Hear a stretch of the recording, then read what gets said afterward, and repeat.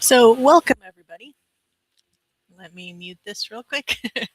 Welcome everybody. Today I'm going to walk through a microworld I built around rapid Ohio death, or ROD, and a real issue affecting forests in Hawaii, and show you how this kind of interactive space can be used for learning.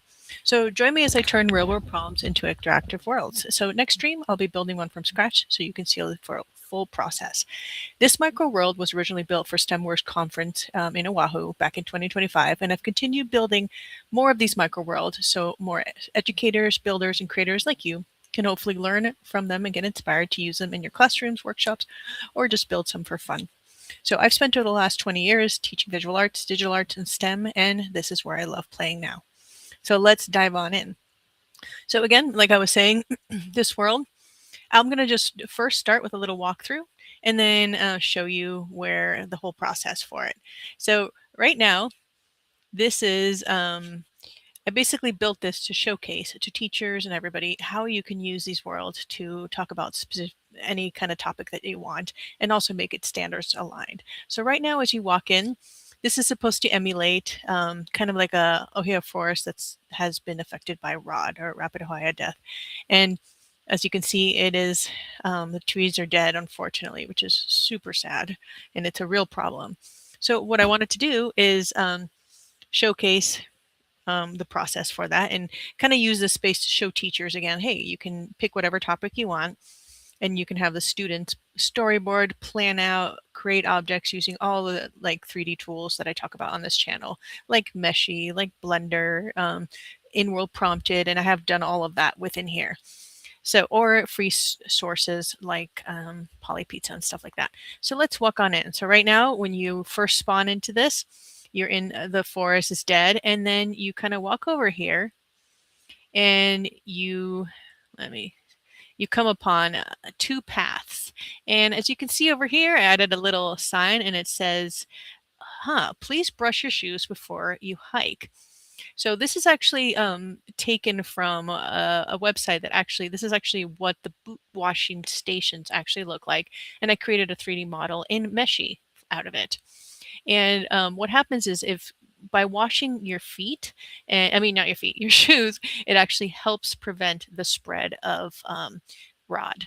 So basically, this is kind of like a awareness building little interactive space to kind of show people, or maybe like the different websites or different uh, environmental like companies or or people could use to showcase, hey, the importance of actually doing that, or to teach students. Let's say you're doing a workshop. So here is the little sign I did. So technically, let's say you're in the real forest. Oh, you have to wash.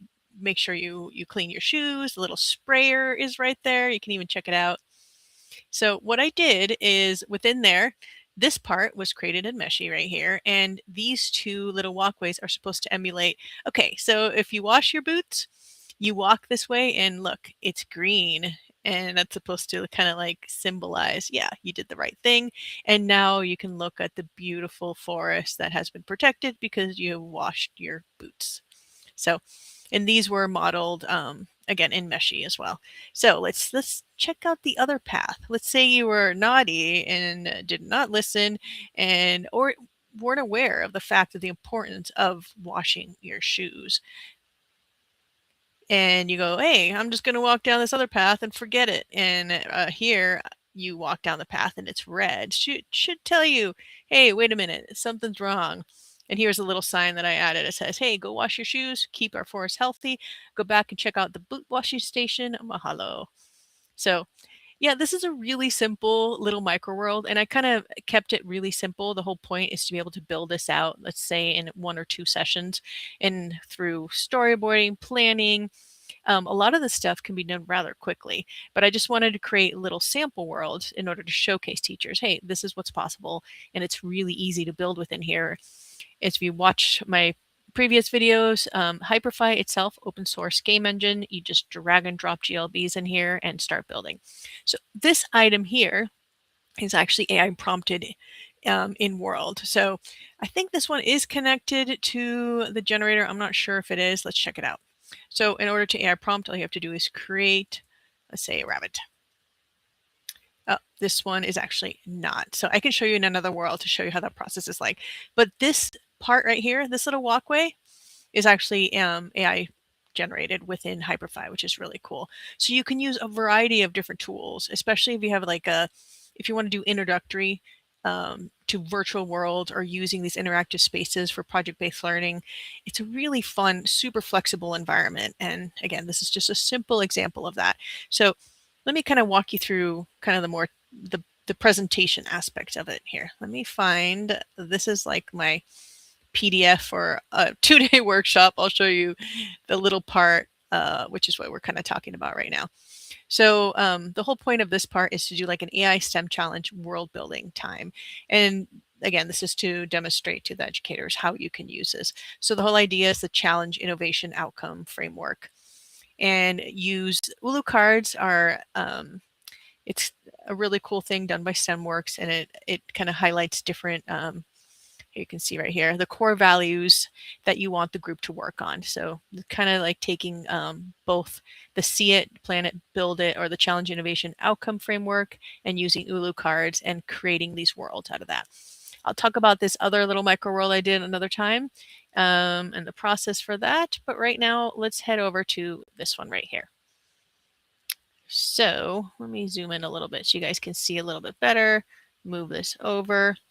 Okay, so for the world, I mean, you saw the final outcome. And again, it's simple and it's meant to be simple for load times, sometimes in the classroom, or let's say you're doing a workshop with kids. Internet connection can always be an issue. So we're trying to keep things as easy and fast to load. So that's kind of why that world is kind of scarce. But it kind of gets, I think it hits the point of showing you the importance of keeping the forest healthy. So let's say if you were to run this workshop yourself, or run something similar to this, you could kind of use this basic framework that I have here. You can pick whatever challenge you have. It doesn't have to be Hawaii. It could be anywhere. You can, and then for me, I picked it because I thought it was really fascinating. I didn't know about this until maybe a year or so ago. And I just thought it was really cool seeing all the educational content already out there. And I thought it would be cool to do a virtual example out of it, because I know there's tons of ideas educators have. They're the gold mines for ingenuity, in my opinion. So, okay, let's get back to this. So I thought of a real world problem and the rapid ʻŌhiʻa death.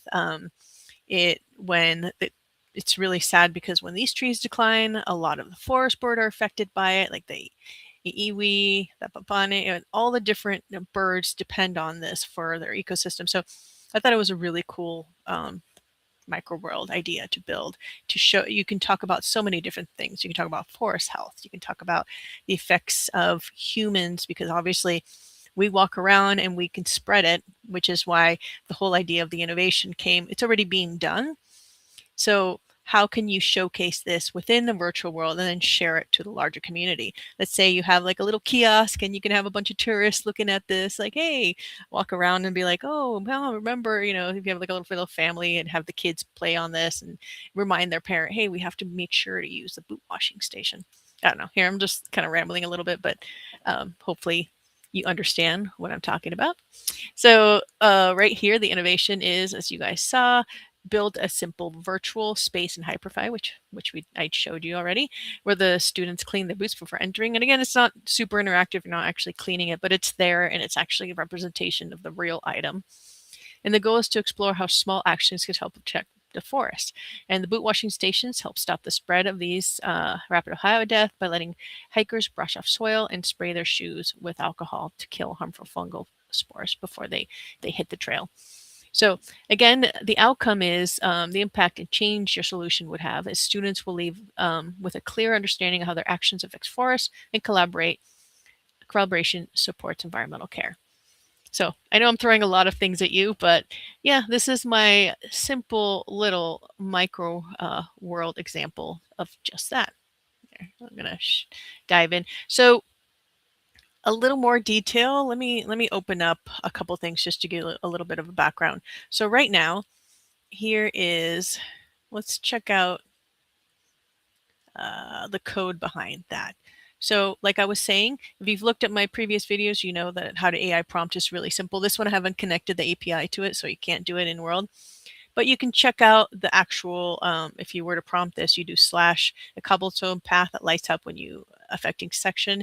And all I've done within here, the cool thing about Hyperfy is you can also um, change the code in real time. So you can have a collaborative world where you then tell a student, hey, I want one to be green, one to be red. So it's their job to figure out, hey, how do I change the color as you walk on here?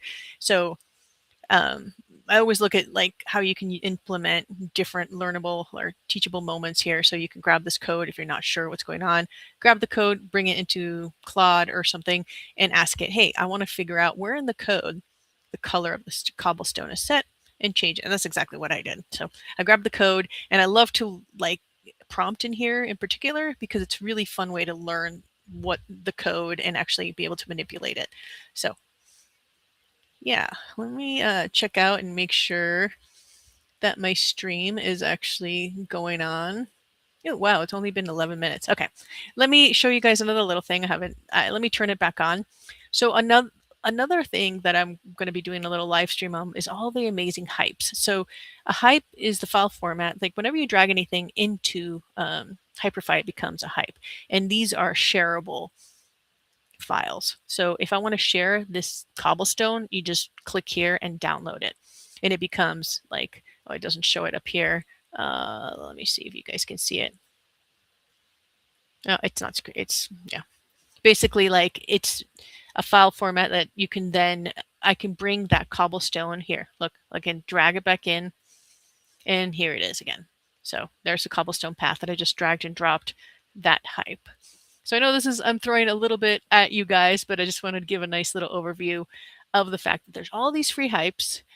You can AI prompt in here, drag and drop, quickly brainstorm and iterate cool ideas with your students or your kids, or just have fun and build ideas out yourself. I know I call this vibe building. I love doing things in 3D. My mind thinks in that way. So instead of vibe coding, I mean, I have vibe coded. I vibe coded a bunch of things actually, tools for these micro worlds as well. I'll talk about that another day. But yeah, let's check out another little thing I did is I used Suno, which is an AI music generator, and I actually, this little guy here floating about is like almost like a music player. So I created this little song here. Let me play it for you guys.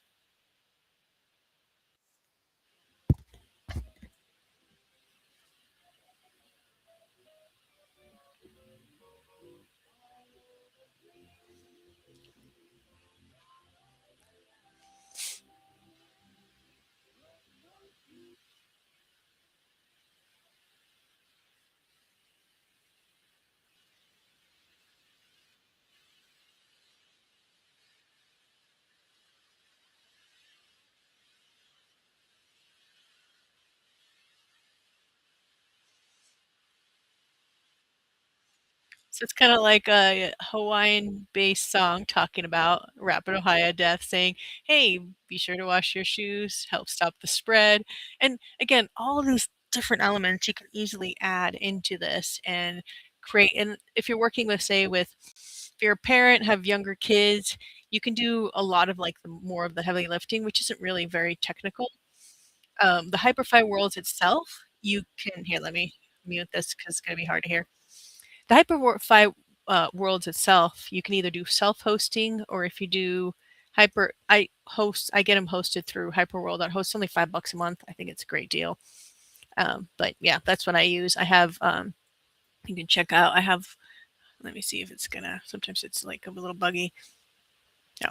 Anyway, I have 6 worlds hosted on there because I love to build out different things.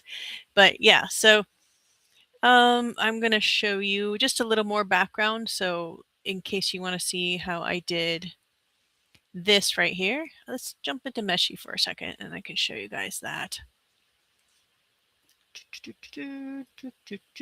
Everything takes a minute here. So with Meshy, what I did is I grabbed, I found a website that was educational. And as you see here, let me zoom in so you guys can see. I grabbed the picture of the boot washing station. And let's check out,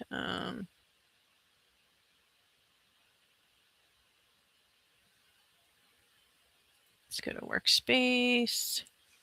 Okay, let's find the ones I've generated for it so you guys can check out and understand the process. So one thing about Meshi, which is cool, if you're new, you can actually use Meshi. It gives you, I think they give you 150 credits. So it's a free tool technically, not many credits, but if you are going to play and want to do something fun with your kids, you sign up and use it and use those credits and do a couple models and integrate that. So yeah, so here's the tree that I brought in. You can see I grabbed this image here, and then it said, and right now I had to keep it lower poly. Like I did do higher poly version, which again, we're trying to keep these worlds smaller. So the whole point is to make it more lower poly. As you can see, it even takes a while to load in here, but I am having a bit of a connection issues. So that's also kind of affecting it. Well, let's go back here. As you know, like this one is obviously the higher poly with 9 million tri-count. It's going to be a lot better looking than the 17 tri-count one.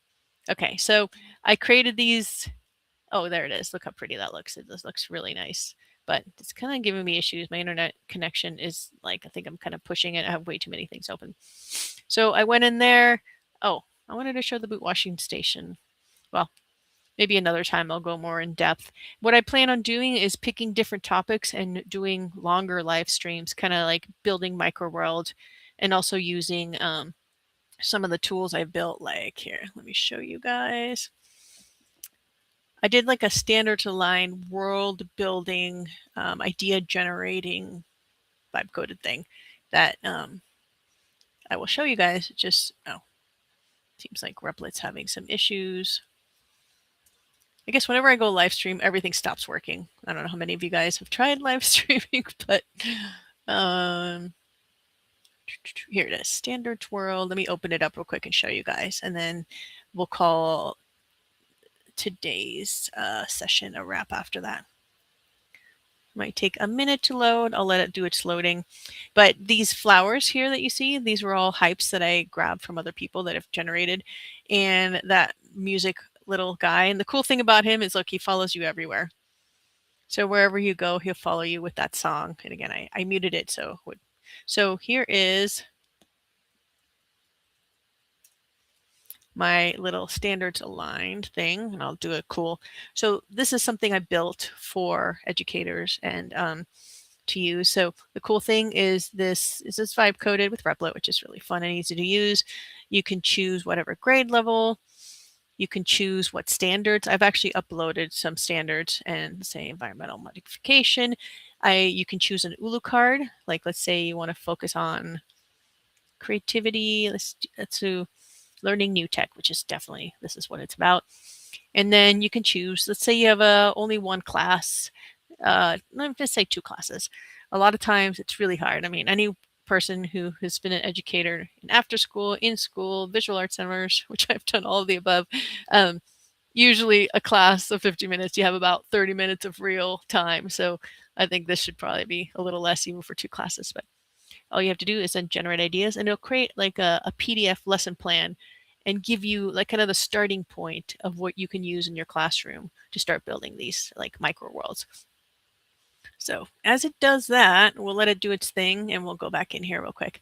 Another thing that you can do, so I actually link these to, let's say you want like all your kids to learn more. Let's say you can learn more about rapid ʻŌhiʻa death. So when you walk through this, it'll open up a new browser and actually bring you to the site where it talks a little bit more about rapid ʻŌhiʻa death. So you can set up, and this is a hype again that I got for free and just dragged in here. And only adjustment I did is linked it to a different place. So here is another place that I got some of the resources. So here you go. So here's all the cool information about conservation and about people, the importance of these native plants. And here, oh, I don't know why that one you can't be reached. That's too bad. Oh, it's probably my VPN. But it's a really cool site. Had a lot of really useful information. So you can build these like fun little modules and reuse them in a bunch of ways. So here is now the little PDF download. I'm just going to download it. And you can even share these plants. You can create stuff and share. Let's see. Let's see that. I'm going to share it. I'll just say my name, Natalie. Share. Oh, could not share, but anyway, it did download the PDF, which is really cool. So all of this is now like it's based on the standards that I chose up here. Describe how the original settlers modified their environment, building fish ponds, introduction of new plants and animals, redirection of water flow for agriculture. And here is kind of like the whole lesson plan around the idea, the challenge, innovation, outcome that I talked about, the breakdown that you can use, and the building characters. A lot of this, I have so many different ideas. And I think the next one I'll walk through more of the details. And so what I would do, let's say if I was teaching and I had a classroom and I had, let's say, middle school kids, and break up your students into groups of 3 or 4. Each one of them gets assigned different aspects of that world they're going to build. Or you could make it a group project where every group is specific about, they focus on, let's say, building out a fish pond or elements in the fish pond. Like, okay, I'm going to make some 3D rendering of a fish pond, grab some images of fish pond and recreate that in, say, Lake Meshi or something. It actually breaks down, let's see. Yeah, it gives you a lot of details. There's a lot more information on here. And all of this is a work in progress, but I just wanted to show you guys that. Okay, so you can connect to learning resources. You can have your students, like, here's the plan out what they want with to showcase like a particular topic and how they would go about planning the world, which is really fun. And again, these worlds you can set up so all of the students have permissions to actually build here at the same time. So you can have 10 students all with login of this particular world, and they could all collaboratively be building in here at once. So yeah, I guess with that, hopefully it gives you a little bit of an overview, and I'll continue to do streams where I actually showcase the full process, but that'll definitely be a much longer stream. Also, it's fun to just kind of walk through and show some of the things and some of the stuff, you know, like making of these little signs. Like, there's so many different elements that you could have your students or your kids do. But yeah, I just think it's super fun. And all the years I've taught, this is kind of like the accumulation of like, you could do a lot of 2D storyboard planning. You could do a lot of outdoor photography and integrate it and use that for your 3D models. There's so many layers to this, but yeah, I think the idea of micro worlds, again, due to like load times and making it as easy as possible. Sometimes if you have a plan for a gigantic world, it's really difficult to get that done, but keeping things simple makes it so like you can start building multiple micro worlds and makes it more fun, and then you can learn and iterate and get many ideas for your next world or your next class. But yeah, let's see if there's anything else that I wanted to share. If you're just joining, this live stream was basically me kind of exploring a micro world I built for a STEMworks conference I did back. I did a little workshop. There's many amazing presenters there. I was just one of many, and yeah, that I did back in 2025. So micro worlds are kind of meant as a way to showcase how you can use these as a way to brainstorm and showcase different ideas, solutions, or whatever you wanted to do. Mine, I just did in the framework of solution of the, here. Sorry, I'm rambling a bit. Of the challenge, innovation, outcome idea, but you guys can do whatever you want with this. I just thought, you know, most of my background is in just more arts education and digital arts education, but being able to integrate it with something that's actually beneficial. And I did get a degree in actually environmental studies, so it's definitely right up my alley. But yeah, I hope you guys enjoyed this and enjoyed this little quick live stream. And I do plan on doing another walkthrough of another micro world I did just to start the ball rolling. But I do plan on doing longer form and showing you the full process. We'll probably use my little standards to worlds as the beginning, and from there build out a little world, and I can showcase all the different tools and all the brainstorming things I love to do that you can implement with your kids, your students, or just for having fun yourself. And building virtual worlds, I think, is so addictive and so fun. And yeah. And okay, well, until next time, have a good one. I'll end it. I'll turn my little song back on, end the stream.